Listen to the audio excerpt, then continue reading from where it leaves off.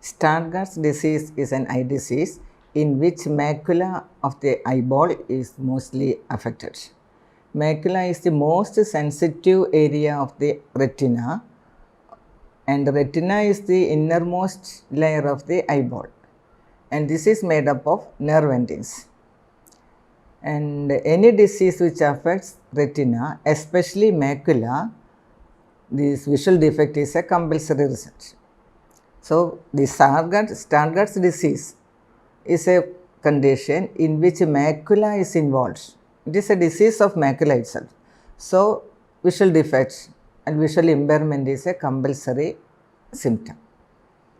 Actually, this is a situation in which there will be some extra deposit like, and deposit means unnecessary or unwanted materials are being accumulated in this macular area, and thereby the function of the macula is becoming defective. Actually, this is the place where light rays are being converged. Light rays means light rays reflected from an object and passing through the eyeball, and after refraction in the different media of the eyeball getting converged on this macula. So, if this particular area is not functioning well, what will happen? The impulse formation will be defective, and so a correct sense of vision cannot be possible. It is not possible at all. That is the reason why visual impairment is happening in this. It is also known as macular degeneration, a type of macular degeneration. The Stargardt name came because it was invented by a German doctor named Stargardt. So, it is known as the behind the name of that particular doctor. So, the degeneration of the nerve cells is not at all possible, especially of the retina. So, once the cells of the macular region is degenerated, then that becomes a permanent defect. All other tissues of our body, just like our bone or blood or skin, the regeneration is possible. So, if some cells are already gone or drained out, it will regenerate, it will be filled up by developing new cells. But in the case of nerve cells, it is almost impossible. So, in that type of degenerative condition, the treatment will be limited.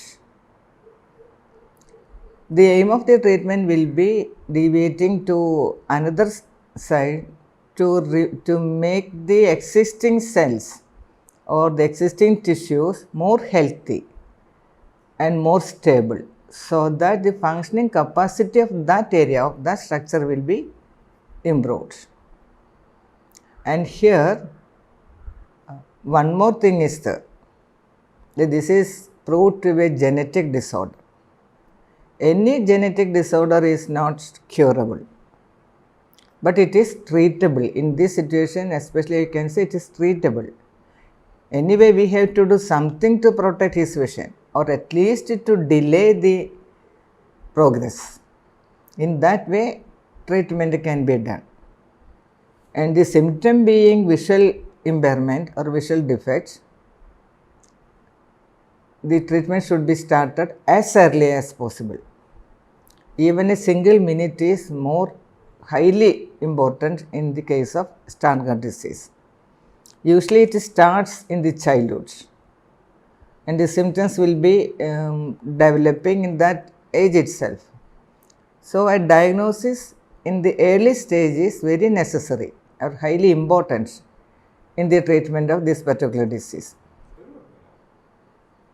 The main symptoms are different types of visual impairments, and among these defects, the most important one is loss of central field of vision. That means when we focus on a subject or an object, that area will be blind, and the peripheral area will be little more visible or more clear. That is the most important feature. And again there will be some dark areas or invisible areas in the visual field, so that the vision totally becomes some imperfect for the patient. And this scotoma, that is central loss of central fields, increases as the time passes, as the disease progress. That means initially there will be a small area which is invisible, and gradually it becomes wide, and finally it may become large enough so that the patient cannot see anything in front of him, may lead to total blindness. And in the other stages, the pocket areas of blindness, that also is a symptom. And another symptom may be distorted vision. Distorted means if the patient is looking at a straight line, it may be seen as wavy or zigzag like. It may be either in vertical or in horizontal. And also the object will be distorted. And if it is a round, it will be seen as a squeeze like, or even in this size of the object will be small in size, because the total size will be reduced. I had a very interesting experience. One father with a small girl came to me and he was crying and started to say, this girl, my child is saying something indifferent, I am afraid of it. Then I asked him, what is she saying? You just ask her, doctor.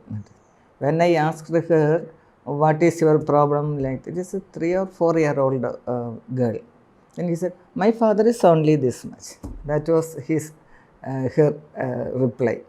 Then again father told, you see doctor, what she is saying. Then I told him, you just go a little more farther. Then now father is this much. Like that she started to say. Then in that case they were not doing any treatment. They were going for other fields, mantras and prayings and offerings like that. This is the situation. When there is some visual defects, people will be scared and become afraid of it and will deviate from the treatment side even. That type of experience is very, very common in this field. And here in the disease of macular degeneration, this type of a symptom may develop, decrease in size or difference in shape, like that it will happen. So it is only because of this macular involvement. Another thing is some changes in the color vision. This macula being the most sensitive area, it is responsible for the sharp vision and day vision and also in color vision. We get clear vision only in the bright lights. In the dim light, we will be getting only a little dim vision only. So color vision also will be affected in this particular disease. They cannot identify the different shades of the color. Most of them will be on mental stress, and being the child and in youth, that will be more considerable symptom. So these all factors are to be considered in the realm of treatment. And coming to the treatments in the Ayurvedic side, the macula is the site of pitta. Pitta is the dominant factor in the sense of vision. So we have to consider the vitiated pitta in the treatment side. And that also is the actually that fraction of pitta which is deep in this action. Also vada has the second role. So any treatment will be focusing on the normalizing of pitta and vada, mainly pitta. That type of treatment procedures are there in Ayurveda to control the vitiation of pitta and to develop or to improve the functional capacity of the particular factor. That type of drugs should be selected first of all. And the thing to be remembered is should not vitiate vada in any way. while controlling pitta. That is why I told we have to consider pitta and vata side by side. So ghee preparations in Ayurveda is said to have this vata and pitta controlling property. So the medicines or raw materials which we are selecting for the treatment can be medicated with the ghee, so that the effect will be more. And the treatment procedure, that means how to apply medicine, that also is very important in the treatment of eye disease, especially that of retina. Because that procedure should be having particular property either to penetrate the layers of the eye to reach the retina, or to get absorbed through the blood vessels and to get supplied to that particular act in that particular area. These two factors are to be considered. So the external procedures should have that particular property to get that medicine penetrated into the deeper layers. For that, the best method is tarpana. Tarpana is a very characteristic, very particular method in which we are filling the eye with the medicated ghee or any other preparations, mainly ghee. For that, we will make a boundary around the eyeball and keep the selected material or the medicine for the calculated time. The time varies from person to person, from disease to disease.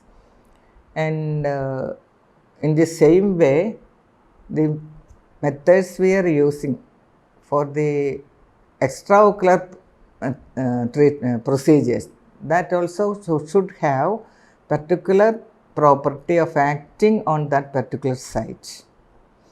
That type of medicines are rare, but it is there. We have to select it. The term used is Chakshushya and Pitta Shamana. That particular group of drugs or medicines only can be used for the treatment of this particular condition. For that, the procedure selected also is very important. That also should have the property of Pitta Shamana. For that, Shirodhara is a important treatment procedure. Like that, we can select the medicine which is having Pitta Shamana and controlling Vata Visheshan, and medicine should be prepared with the ghee and can be used in different methods, different procedures. If you are using these together, treatment is successful. And there are so many medicines that can be used as oral or internal. That also is very effective in the treatment of this condition. So many medicines are there having this particular controlling properties. This that is to be selected, and that also varies from patient to patient, because in Ayurveda there is a classification of the people. It is on the basis of his body constitution. He may be Vata predominant patient or Pitta predominant patient or Kapha predominant patient by nature. That is dosha prakriti, the term we are using in Ayurveda. So if a patient having Pitta prakriti and having this type of Pitta predominant disease, that becomes a little more tough, because the disease will be little more serious in that situation. And a patient having Kapha dominant dosha prakriti or body constitution and having the disease with another dominance of dosha, the treatment is little more easy, because the this probability of progress is less. In this case, if the patient is Pitta dominant, and since the disease is Pitta dominant, then the treatment will be more tough. So by all means, he has to control all Pitta vitiative factors in food habits and in other habitual factors. Then only treatment can be led to a successful rate. There are so many food items which are having the property of controlling or having Pitta Shamana. The term is like that, properties.